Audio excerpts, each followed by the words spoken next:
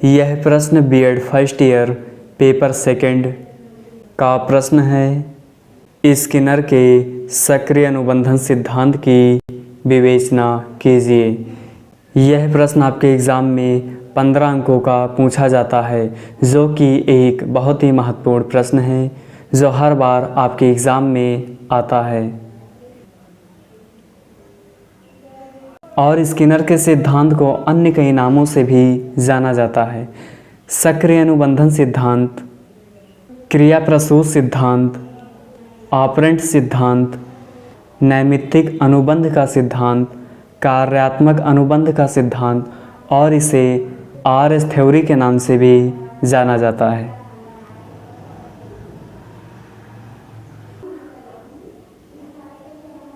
Skinner का सक्रिय अनुबंधन का सिद्धांत।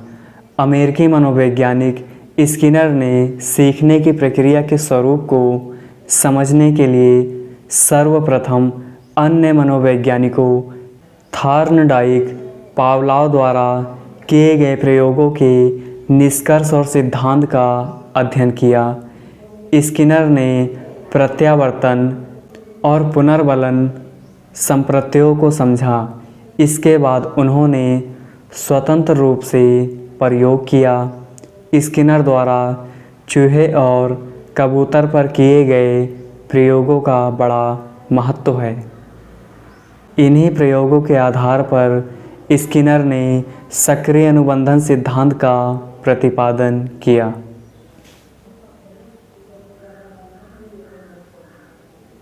ये हैं मनोवैज्ञानिक स्किनर और ये है उनका चूहा और ये कबूतर। इन्हीं के ऊपर मनोवैज्ञानिक स्किनर ने प्रयोग अपना किया था।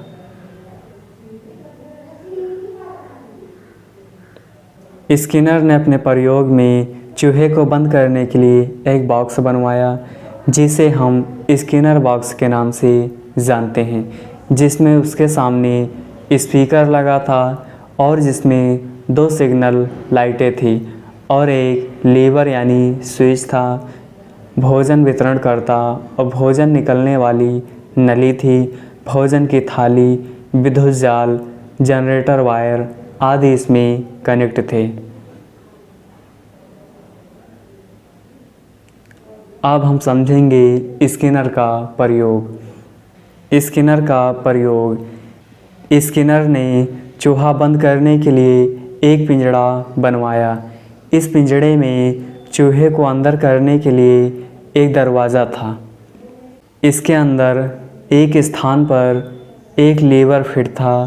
इस लीवर को दबाने से पिंजड़े में रखी प्लेट में भोजन आ जाता था। यह प्लेट पिंजड़े में जमी थी। लीवर दबने से भोजन की नली का रास्ता खुल जाता था और ऊपर रखा भोजन इस रास्ते से भोजन की प्लेट में गिर जाता था। इस पिंजड़े को हम स्किनर बॉक्स कहते हैं।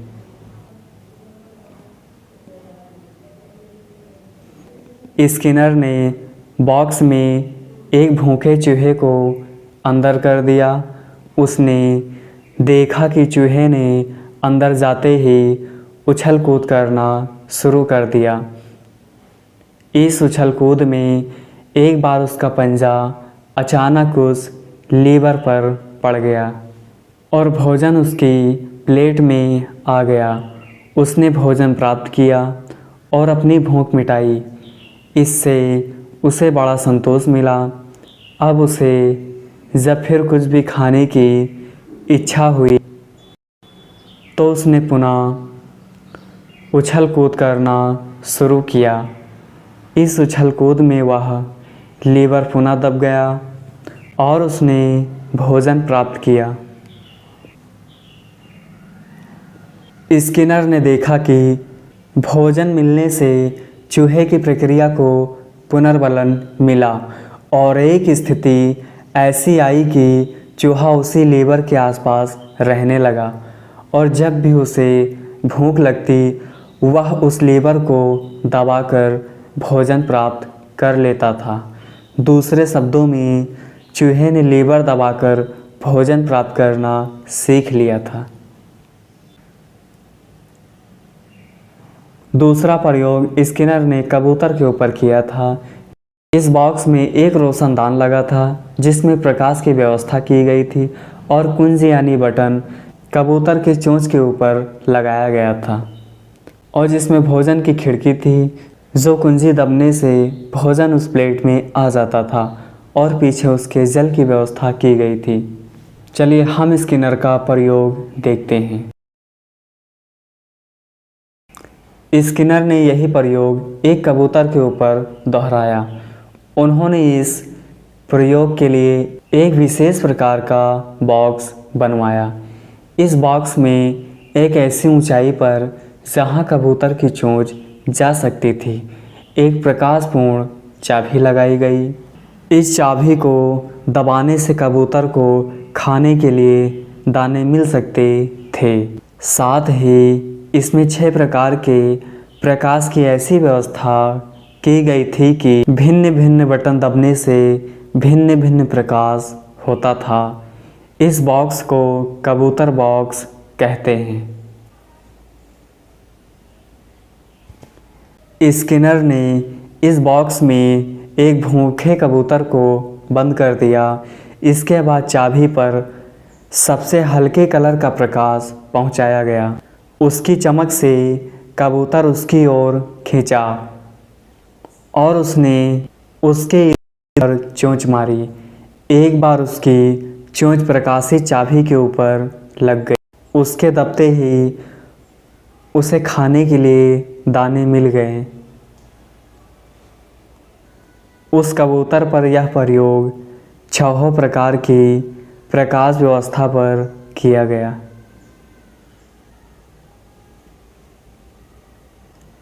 स्किनर ने देखा कि प्रकाश में परिवर्तन करने से कबूतर की अनुक्रिया में थोड़ा परिवर्तन हुआ, पर भोजन मिलने से उसके सही जगह चोंच मारने की क्रिया को पुनर्बलन बराबर मिला और एक स्थिति ऐसी आई कि जब भी उसे भूख लगती वह उस चाबी को दबाकर भोजन प्राप्त करने लगा। दूसरे शब्दों में कबूतर ने चाबी दबाकर भोजन प्राप्त करना सीख लिया। इस प्रयोग से स्किनर ने निम्नलिखित निष्कर्ष निकाले। निष्कर्ष नंबर 1, क्रिया करने के लिए किसी उद्दीपक का होना ज़रूरी नहीं होता, जैसा कि थार्नडाइक एवं पावलोव ने समझाया था। क्रिया प्राणी की जैविक रचना का एक अंग है।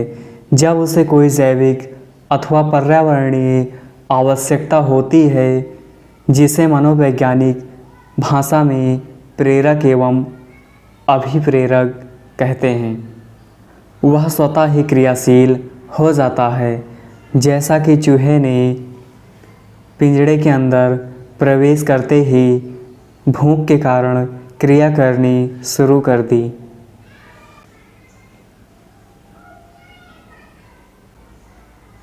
निष्कर्ष नंबर 2, क्रिया के परिणाम स्वरूप प्राप्त सफलता से सीखने वाले को पुनर्बलन मिलता है, जैसा कि चूहे को भोजन प्राप्त करने से मिला।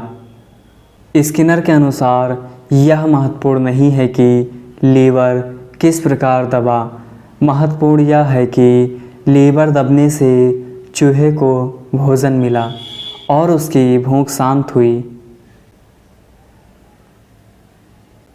निष्कर्ष नंबर 3, पुनर्बलन से सीखने की क्रिया तीव्र होती है और सीखने वाला शीघ्र ही सीख जाता है। जैसा कि चूहा भोजन प्राप्त करने के लिए लीवर दबाना सीख गया। चूहे के स्वतः लीवर दबाना सीखने की अनुक्रिया को उन्होंने क्रिया प्रसूत अनुक्रिया कहा। इस प्रकार सीखने की क्रिया को प्रसूत अनुबंधन कहा। निष्कर्ष नंबर 4, क्रिया और पुनर्बलन के परिणाम स्वरूप होने वाला अनुबंधन ही सक्रिय अनुबंधन है, क्योंकि यह उद्दीपक के द्वारा नहीं क्रिया के द्वारा होता है। जैसा कि चूहे की क्रिया और प्राप्ति में हुआ। निष्कर्ष नंबर 5, सभी प्राणी प्रायः सक्रिय अनुबंधन द्वारा ही सीखते हैं। इस प्रकार से सीखने को सक्रिय अनुबंधन सीखना अथवा अधिगम कहना चाहिए। उपयुक्त तथ्यों के आधार पर स्किनर ने सीखने संबंधित अपने सिद्धांत का प्रतिपादन किया, जिसे उन्होंने सक्रिय अनुबंधन सिद्धांत की संज्ञा दी।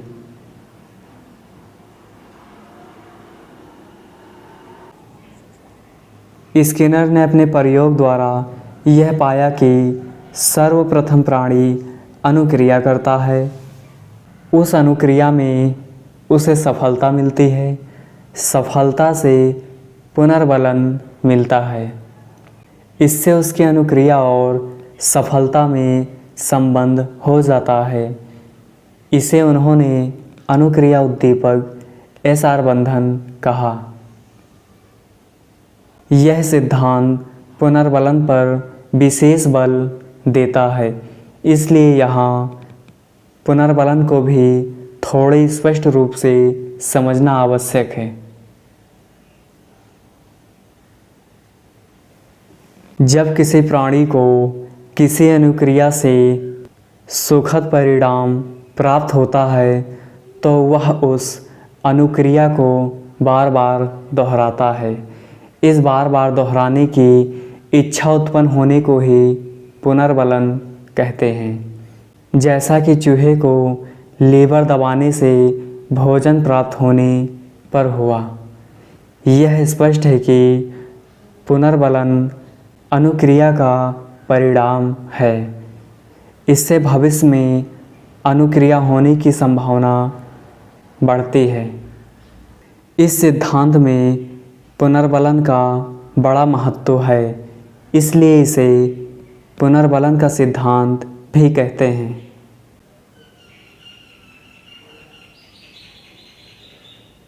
पुनर्बलन को मनोवैज्ञानिकों ने 2 भागों में विभाजित किया है।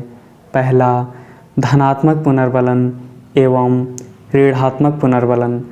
दूसरा है प्राथमिक पुनर्बलन एवं गौण पुनर्बलन। सक्रिय अनुबंधन सिद्धांत की विशेषताएं। नंबर 1, सक्रिय अनुबंधन में अनुक्रियाएं मस्तिष्क से संचालित होती हैं, इसलिए इस प्रकार सीखना अधिक स्थायी होता है। नंबर 2, सक्रिय अनुबंधन द्वारा कम बुद्धि के बच्चों को भी सिखाया जा सकता है। नंबर 3, यह सीखने की क्रिया में सफलता पर विशेष बल देता है। नंबर 4, यह सिद्धांत सीखने की क्रिया में अभ्यास पर बल देता है। अभ्यास से सीखना स्थायी होता है। सक्रिय अनुबंधन सिद्धांत की कमियां। नंबर 1, यह सिद्धांत पशु पक्षियों पर प्रयोग करके प्रतिपादित किया गया है। यह उनके प्रशिक्षण के लिए अधिक उपयोगी है। यह मनुष्य के सीखने की प्रक्रिया की सही व्याख्या नहीं करता।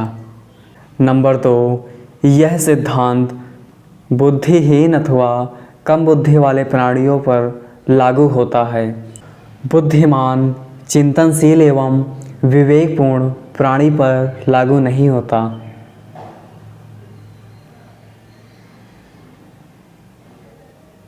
नंबर 3, स्किनर ने पुनर्बलन को शक्तिदाता माना है, जबकि मनुष्य के सीखने में उद्देश्य की प्राप्ति लगन शक्तिदाता होती है। नंबर 4, इस सिद्धांत के अनुसार पुनर्बलन का प्रयोग सतत होना आवश्यक है। सतत का अर्थ होता है लगातार। इसके अभाव में सीखने की प्रक्रिया मंद हो जाती है। नंबर 5, इस सिद्धांत द्वारा सीखना यांत्रिक होता है। इसमें अधिक बुद्धि की आवश्यकता नहीं होती। सक्रिय अनुबंधन सिद्धांत की शिक्षा में उपयोगिता। नंबर 1, यह सिद्धांत सीखने के लिए उद्दीपक के स्थान पर प्रेरणा को आवश्यक मानता है। अतः सर्वप्रथम बालकों को पढ़ने लिखने के लिए अभिप्रेरित करना चाहिए। उनके सामने स्पष्ट उद्देश्य रखने चाहिए। नंबर 2, यह सिद्धांत सीखने में पुनर्बलन को बहुत महत्व देता है। कक्षा शिक्षण में शिक्षक शिक्षार्थियों के सही उत्तरों को प्रेम भरी मुस्कान और शाबाश जैसे शब्दों में पुनर्बलन दे सकते हैं और उन्हें देना भी चाहिए।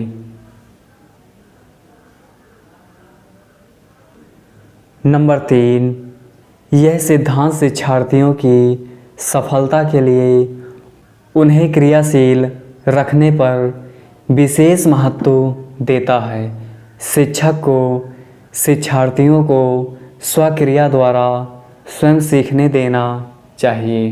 नंबर 4, सक्रिय अनुबंधन से समस्यात्मक बालकों के व्यवहार में वांछित परिवर्तन किया जा सकता है। शर्मीले बच्चे की झिझक को दूर किया जा सकता है और कम बुद्धि वाले बालकों को पढ़ाया सिखाया जा सकता है। आपकी यह वीडियो यहीं पे समाप्त होती है। अगर वीडियो पसंद आई हो तो वीडियो को लाइक करें और चैनल को सब्सक्राइब करें तथा वीडियो को अपने व्हाट्सएप ग्रुप में अपने दोस्तों के पास शेयर करें।